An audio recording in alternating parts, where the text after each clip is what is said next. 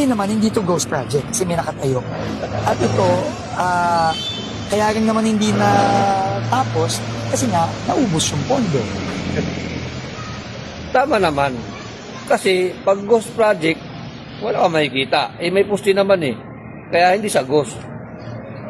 Problema dyan, nauubos na yung budget, bakit poste lang? Dapat pag may project ka sa isang lugar, buong ano yan, hanggang sa matapos.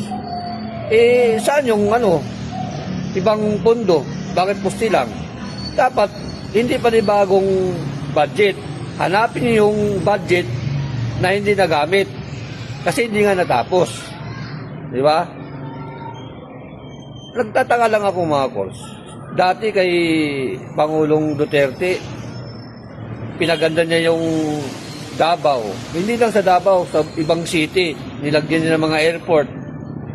Pero bakit dito kay Pangulong Marcos, ba't ayaw niya pagandahin yung lugar niya?